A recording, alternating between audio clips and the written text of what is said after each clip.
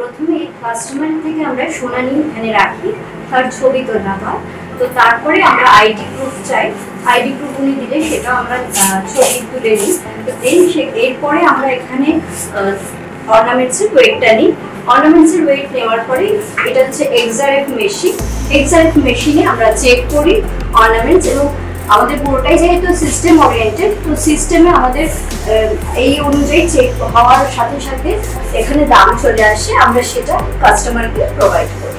এরপর যদি আমাদের মেল্টিং দরকার হয়, তো আমাদের মেল্টিং মেশিন আছে, মেল্টিং মেশিন আমরা মেল্ট করে নিই। চলুন আপনাদের মেল্টিং মেশিন দেখাচ্ছি। এটা আমাদের মেল্টিং মেশিন। এখানে এটা ক্রুসিবল, যেখানে আমাদের সোনাটা দেওয়া হয় মেল্টিং এর জন্য। ক্রুসিবলটা গ্রাফাইটের হয়, এই কারণে গ্রাফাইটের দেওয়া হয় কারণ গ্রাফাইটের সোনা লেগে থাকে না, পুরোটাই আপনার সোনাটা পাবেন, কোনো ওয়েস্টেজ হয় না সোনা। তো তারপরে আমরা সোনাটা যখন মেল্টের পর বার ফর্মে আসে, তখন এটা আলট্রাসনিক মেশিন, এখানে আমাদের সোনাটা ক্লিনিং হয়, আবার ওয়েট নেওয়া হয়, এবং ওয়েটের পর আবার পিউরিটি চেক করা। আপনারা দেখতে পাচ্ছেন সোনাটা মেল্টিং এর পর এইরকম একটা বার ফর্মে আসে।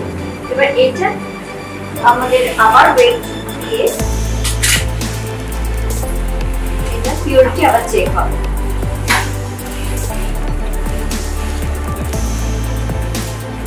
পিউরিটি চেক করার পর সফটওয়্যার আমাদের এটা দাম প্রোভাইড করবে, সেই অনুযায়ী আমরা কাস্টমারকে দাম প্রোভাইড